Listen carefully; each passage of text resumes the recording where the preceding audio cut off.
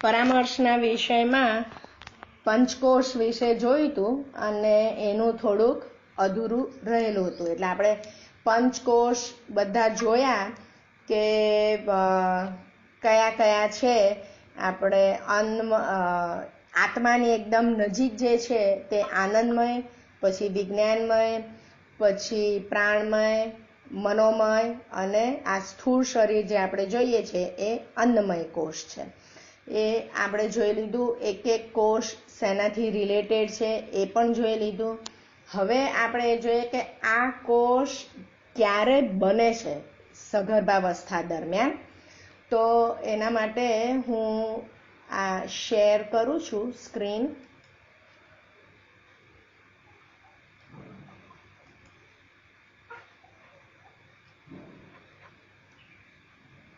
હા,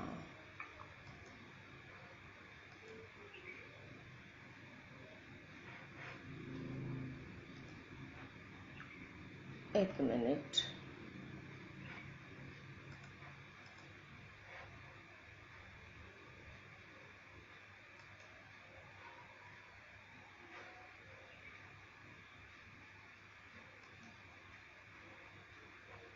હા, એક મિનિટ.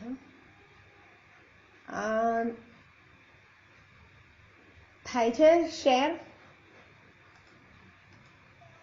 નથી થતું? એક મિનિટ.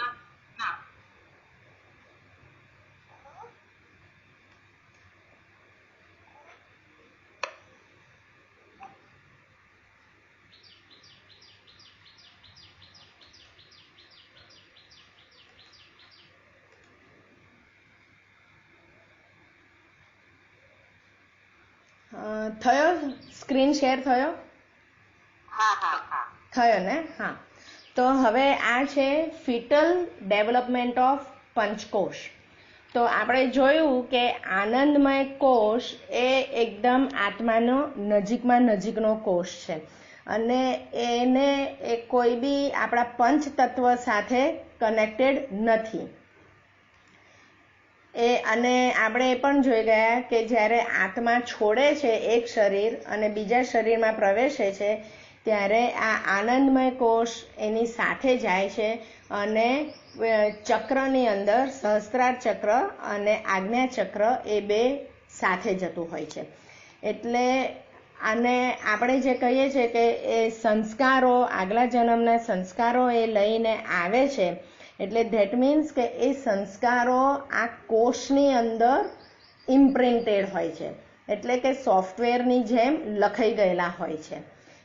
એટલે આ લખાઈ ગયેલા છે એવું આપણે કહીએ એનો મતલબ શું કે આપણા જીવનમાં આપણે જે અત્યારે જે બી સંસ્કાર હોય અને સંસ્કાર એ ક્યારે વર્તનમાં આવે કે જ્યારે આપણા એ વિચાર આપણા મગજમાં હોય. એ વિચારથી એ સંસ્કારમાં પરિણમે અને સંસ્કારથી એ વર્તનમાં આવે. તો એ મહત્વનો એ વિચાર છે. આપણા મગજની અંદર એ વિચાર સબકોન્શિયસ માઇન્ડ આપણે જોયું તો એ સબકોન્શિયસ માઇન્ડની અંદર એ વિચાર જતો રહે.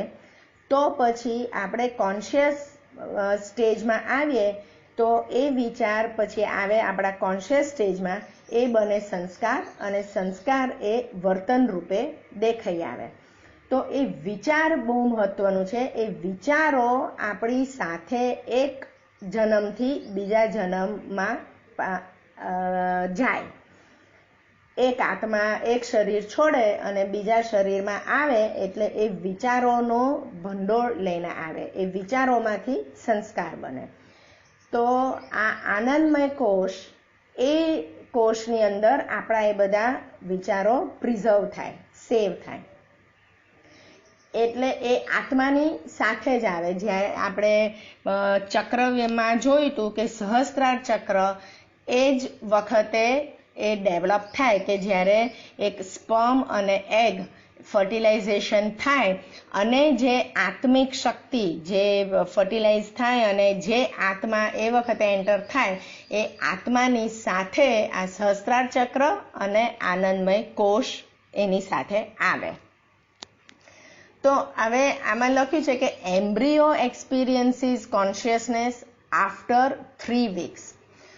એ એક્સપિરિયન્સીસ કોન્શિયસનેસ, ત્યાં સુધી એને કોન્શિયસનેસ એક્સપિરિયન્સ ના થાય, આવી ગયું હોય કોન્શિયસનેસ, એ આત્મિક શક્તિ આવી ગઈ હોય પણ એને અનુભવ ના થાય, કારણ કે એ 3 અઠવાડિયા સુધી હજી તો એક સેલ્સનો મલ્ટિપ્લિકેશન જ ચાલતું હોય. 2 અઠવાડિયા પછી એ થોડીક પેલી મેરુદંડ જે આપણે જે જોઈતી ન્યુરલ પ્લેટ એ બનવાનું શરૂ થાય. એટલે એ બનવાનું શરૂ થાય ત્યારે એને કંઈક અનુભવ થાય, એક્સપિરિયન્સીસ કોન્શિયસનેસ. એટલે એ વખતે એને કોન્શિયસનેસનો અનુભવ થાય. બાકી એ ફર્ટિલાઇઝેશન વખતે જ કોન્શિયસનેસ આવી જાય. તો આ 3 weeks ઓફ જેસ્ટેશન એટલે એ વખતે તો આપણને ખબર પણ ન હોય કે આપણે પ્રેગ્નન્ટ છીએ, કારણ કે 2 weeks તો 15 દિવસે એપ્રોક્સિમેટલી હાફ મેન્સ્ટ્રુઅલ સાયકલે આ ફર્ટિલાઇઝેશન થાય. એ પછીના 2 અઠવાડિયા તો થઈ જાય, એટલે કારણ કે પછી આપણે વેટ કરીએ કે ભાઈ મેન્સ્ટ્રુએશન થયું કે નહીં. તો એના ઉપરનું એક 3જું અઠવાડિયું થાય અને ત્યાં સુધી મેન્સ્ટ્રુએશન ના થાય પછી આપણે ટેસ્ટ કરીએ તો ખબર પડે કે પ્રેગ્નન્સી છે. તો ત્યાં સુધીમાં 3 વીકની અંદર તો એ ફિટસ, આપણું જે ગર્ભ છે, એ કોન્શિયસનેસ અનુભવવા માંડે. બરાબર. હવે વિજ્ઞાનમય કોષ છે એ આપણે જોયું એ વિશુદ્ધિ ચક્ર સાથે કનેક્ટેડ છે. એટલે વિશુદ્ધિ ચક્ર જ્યારે ડેવલપ થતું હોય એ 16 to 17 days ઓફ જેસ્ટેશન, એટલે આ પણ 3જું જ વીક અઠવાડિયું થયું. એટલે વિજ્ઞાનમય કોષ પણ આનંદમય કોષની સાથે પેરેલલમાં જાય, પણ આનંદમય કોષમાં કોન્શિયસનેસ અનુભવાય. વિજ્ઞાનમય કોષ એ એના વિચારોનું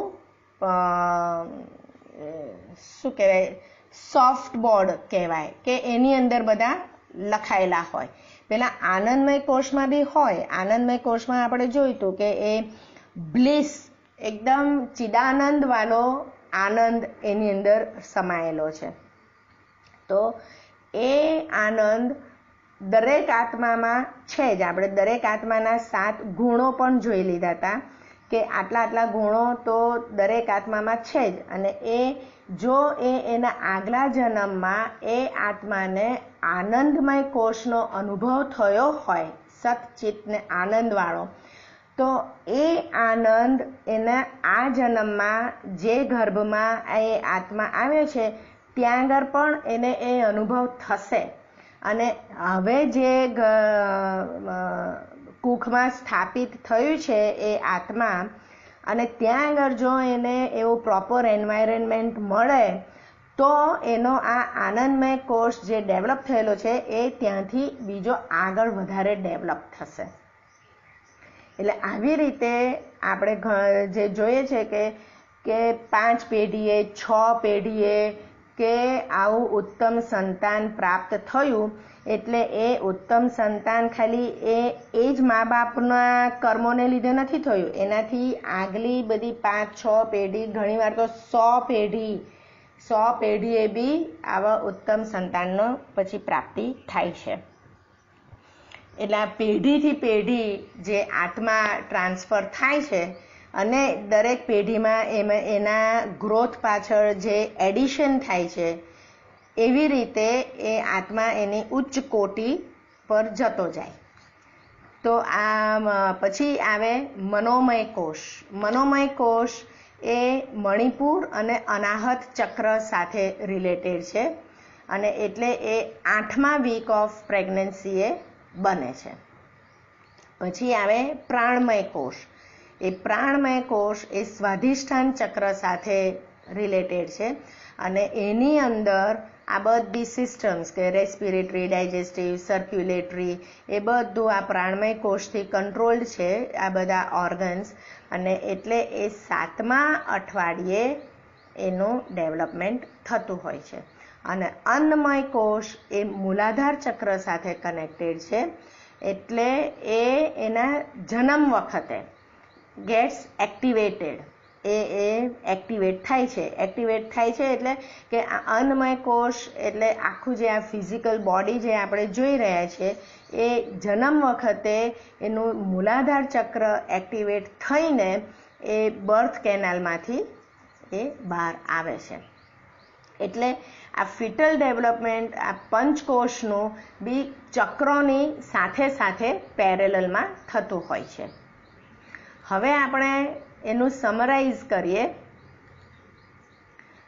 તો આ એક એક કોષ શું રિપ્રેઝેન્ટ કરે છે એ આપણે જોઈ લઈએ. તો અન્નમય કોષ એ રિપ્રેઝેન્ટ કરે છે બર્થ, ગ્રોથ, ચેન્જ અને ડેથ એન્ડ ડીકે. ડેથ અને ડીકે એટલે જે આપણે મરી જઈએ અને જ્યાં સ્થૂળ શરીરને આપણે બાળી કાઢીએ છીએ એટલે એ અન્નમય કોષ આપણો બળતો હોય છે, એ એટલે એને રિપ્રેઝેન્ટ કરે છે.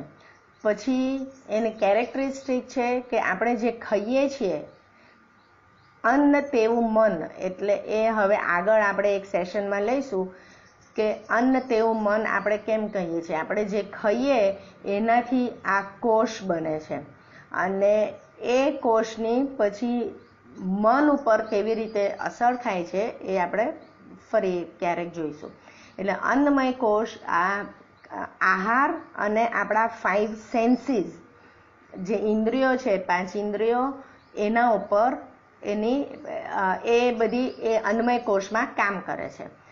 અને આપણી દવાઓ, એલોપેથિક મેડિસિન, આસન અને ફાસ્ટિંગ એટલે ઉપવાસ, એ 3 વસ્તુ એ અન્નમય કોષને ઇન્ફ્લુઅન્સ કરે છે. એ આપણો કોષ સુધારે. આપણે જોયું હતું કે આ એક એક કોષની એક એક ઓરા પણ હોય છે અને ઓરા આપણી આજુબાજુની આપણો કંઈક રોગ હોય તો એ પ્રમાણેની ઓરા બદલાય છે. એટલે આમાં બતાડ્યું છે કે ભાઈ કયું થેરાપ્યુટિક ટૂલ કયું કોષને ઇન્ફ્લુઅન્સ કરે છે. એવી રીતે પ્રાણમય કોષ, એમાં 5 પ્રાણ આપણે જોયા હતા, એ 5 પ્રાણને રિપ્રેઝેન્ટ કરે છે. પ્રાણ, અપાન, ઉદાન, સમાન, વયાન અને કર્મેન્દ્રિયો, 5 કર્મેન્દ્રિયો એ પ્રાણમય કોષમાં આવે છે. અને થેરાપ્યુટિક ટૂલમાં acupuncture, reiki, magnetotherapy, homeopathic medicine અને પ્રાણાયામ, આપણે જે પ્રાણાયામ કરીએ છીએ એ આ પ્રાણમય કોષને ડેવલપ કરે છે. બરાબર, એ લિંક, કનેક્ટિંગ લિંક છે શરીર અને મન વચ્ચેની. પછી આવે મનોમય કોષ કે એની અંદર થોટ્સનું પ્રોસેસિંગ થાય. એટલે આપણે જે બુદ્ધિ કહીએ, બુદ્ધિ એ નિશ્ચયાત્મક ડિસિઝન લે, એટલે એ વસ્તુ આ મનોમય કોષમાં આવે. અને આ જે થેરાપ્યુટિક ટૂલ છે એમાં એરોમા, મ્યુઝિક, કલર, પ્લેસિબો થેરાપી અને ધારણા. ધારણા એટલે યોગનો, આપણે અષ્ટાંગ યોગનો જે સ્ટેજ છે તે ધારણા. મ્યુઝિક અને કલર એ મનોમય કોષને ઇન્ફ્લુઅન્સ કરે છે. એટલા માટે આ સગર્ભા બહેનોને ખાસ મ્યુઝિક સાંભળવાનું કે જેથી ગર્ભસ્થ બાળકનું પણ આ મનોમય કોષ આટલું ડેવલપ થાય. અને એ મનોમય કોષ આપણે આગળ બી જોઈ લીધું હતું સંગીતના એના વખતે કે રિસર્ચરોએ, સાયન્ટિસ્ટોએ બી જોયું કે ભાઈ મ્યુઝિકથી એના બ્રેન ડેવલપમેન્ટમાં કેટલું ઇન્ફ્લુઅન્સ કરે છે. કેવું મ્યુઝિક કેવા વેવ્સ કાઢે અને એ વેવ્સ બ્રેનમાં કેવી રીતે અસર કરે છે. પછી આવે વિજ્ઞાનમય કોષ કે જે કોન્શિયસ એન્ડ હાયર માઇન્ડ અને ઇન્ટ્યુશન, અનકોન્શિયસ સ્ટેજમાં પણ આ, એટલે માણસ જ્યારે અનકોન્શિયસ હોય, બેભાન હોય તો ત્યારે એ આ વિજ્ઞાનમય કોષની અંદર હોય. એટલે ત્યારે એને આગળના 3 કોષનું કશું જ ભાન ના હોય. એટલે આપણને કોઈ બી પેન કે કશું જ આપણને જ્યારે એનેસ્થેશિયા આપીને બેભાન કરવામાં આવે તો આપણને કોઈ પેઇન સેન્સેશન થાય નહીં. હવે પેઇન સેન્સેશન એટલે એ પ્રાણમય અને અન્નમય કોષનું લેવલનું એ બને, એટલે એ આપણને કશું જ અનુભવ થાય નહીં. અને મનોમય કોષમાં બી એ વખતે આપણે બેભાન હોઈએ તો આપણે કશું વિચારી ના શકીએ અને કશું કોઈ ડિસિઝન ના લઈ શકીએ. એટલે આપણે કહીએ કે આપણે અનકોન્શિયસ છે અને વિજ્ઞાનમય કોષના લેવલ ઉપર આપણે પહોંચ્યા છીએ. તો એ સારું અને ખરાબ શું એ નક્કી કરી શકે, અને એને ઇન્ફ્લુઅન્સ કરતું મેડિટેશન અને સાયકોથેરાપી. એટલા માટે આ રોજે આપણે મેડિટેશન કરવાનું. તો આપણે બી મેડિટેશન કરવાથી આપણો બી વિજ્ઞાનમય કોષ ડેવલપ થશે અને સાથે સાથે ગર્ભસ્થ બાળકનો પણ એ કોષ ડેવલપ થશે. અને આ સાયકોથેરાપી એટલે આજે જે આપણે જોઈશું કે હકારાત્મક સૂચનો જે આપણે આપીએ છીએ આપણા ગર્ભસ્થ બાળકને, પછી આ ગર્ભ સંવાદ કરીએ છીએ, એ બધું સાયકોથેરાપીની અંદર આવે. અને આનંદમય કોષ એટલે એ સત, ચિત્ત અને આનંદ એ જે અનુભવીએ છીએ અને આપણે કનેક્શન ટુ સ્પિરિચ્યુઅલ સેલ્ફ, આખું બ્રહ્માંડ સાથેનું કનેક્શન આપણને ફીલ થાય. જેવું આપણે જોઈ ચક્ર વખતે કે સહસ્ત્રાર ચક્ર જેનું ડેવલપ થાય તો એને આજુબાજુના બ્રહ્માંડ સાથેનું એકાત્મ લાગે. તો એવી રીતે આ આનંદમય કોષની અંદર જ્યારે માણસ જાય તો એ ઊંડી સમાધિ, ડીપ રિલેક્સેશન ટેકનિક, એ જે આ ડીપ રિલેક્સેશન ટેકનિક હોય છે એનાથી આપણો આ આનંદમય કોષ ડેવલપ થાય, સુધરે. એટલે ઘણીવાર કોઈકને બધાને સાયકેટ્રિક પ્રોબ્લેમ હોય છે તો એ લોકોને પણ આવું ડીપ રિલેક્સેશન ટેકનિક કરવામાં આવે છે, તો જેથી કરીને એમનો જે એન્ઝાયટી ને એ બહુ હોય છે તો એ બધું કામ ડાઉન થાય. તો આ મેં જે રેડમાં લખ્યું છે એ બધી વસ્તુ આ સગર્ભાવસ્થા દરમિયાન ઇન્ફ્લુઅન્સ કરે છે. એટલે ખાસ આનું મહત્ત્વ છે કે પ્રાણાયામ, મ્યુઝિક, કલર, મેડિટેશન, સાયકોથેરાપી અને ડીપ રિલેક્સેશન ટેકનિક, આટલું બધું સગર્ભા બહેનોએ કરવું જોઈએ. હવે આ વસ્તુ આપણે આ ચિત્રની અંદર બધી વસ્તુ કનેક્ટેડ છે. પંચતત્વ, આ પહેલાં અન્નમય કોષની અંદર ફિઝિકલ બોડીમાં આ 5 તત્વ આવી જાય, બરાબર? પૃથ્વી, જળ, આકાશ, અગ્નિ ને વાયુ, એ બધા એ અન્નમય કોષ સુધીનું હોય. અને પછી આવે આ પ્રાણમય કોષની અંદર આ બધા ચક્ર આવે છે, બરાબર? એ પછી આ મનોમય કોષની અંદર આ જે માઇન્ડ બોડી કહીએ છીએ આપણે, મનોમય, વિજ્ઞાન, આનંદમય, મનોમય કરતાં બી હજી વિજ્ઞાન અને આનંદમય એ સૂક્ષ્મ શરીર તરફ જાય.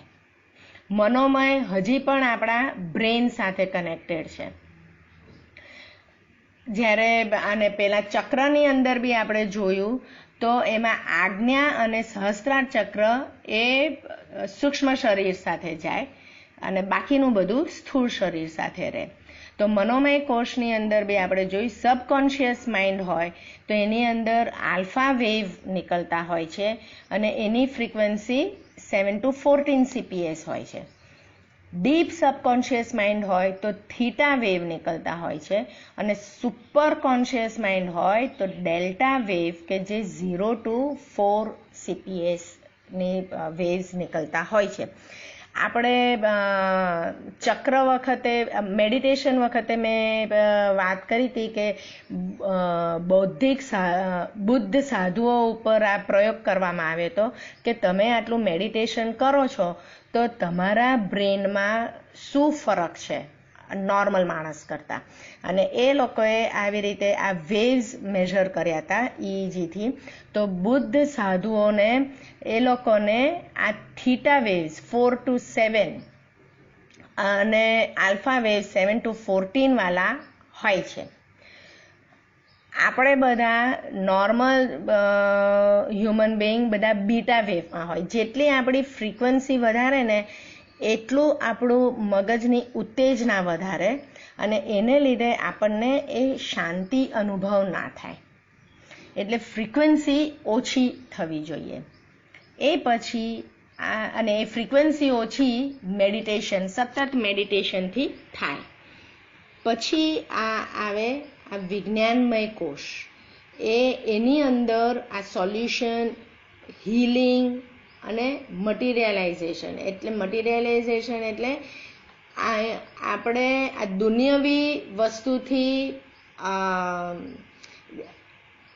અલગાવવા, એટલે આપણને ટચ ના થાય એનાથી વિરહ બી ના કહેવાય, પણ એટલે કે અલગ રહીએ, આપણને કોઈ મોહમાયા રહે નહીં આ દુનિયાવી વસ્તુથી, અગર આપણે સતત વિજ્ઞાનમય કોષની અંદર રાખતા હોઈએ તો. હા, અલિપ્ત, યસ, અલિપ્ત થઈ જઈએ. અને પછી આવે આ આનંદમય કોષ કે એબ્સોલ્યુટ બ્લિસ, જે આપણે સત, ચિત્ત અને આનંદ, સચ્ચિદાનંદ જે કહીએ છીએ, એ એબ્સોલ્યુટ બ્લિસ એ આનંદમય કોષની અંદર આપણને અનુભવાય. અને એ ઘણાને અનુભવાય છે. એટલે આપણે પણ રોજે રોજનું મેડિટેશનની પ્રેક્ટિસ થાય તો આપણે પણ આનંદમય કોષનો અનુભવ કરી શકીએ છીએ. અને એ આ સહસ્ત્રારને એ ચક્રો સાથે રિલેટેડ છે. બરાબર? એટલે આવી રીતે આપણું આખું શરીર સૂક્ષ્મ અને સ્થૂળ કેવી રીતે કનેક્ટેડ છે એ આખા આ ફિગરની અંદર આપેલું છે. બરાબર? હું સ્ક્રીન એ કરું છું, સ્ટોપ શેરિંગ કર્યું છે. તો આપણે સૂક્ષ્મ શરીરની અંદર ચક્રનું ડેવલપમેન્ટ જોયું અને પંચકોશનું જોયું. હજી સૂક્ષ્મ શરીરની અંદર સત્વ, રજસ અને તમસ ગુણ એ 3 છે, એ બી સૂક્ષ્મ શરીર સાથે જાય છે. એ પછી આપણે નેક્સ્ટ ટાઈમ લઈશું. બરાબર? કોઈને કંઈ પ્રશ્ન છે?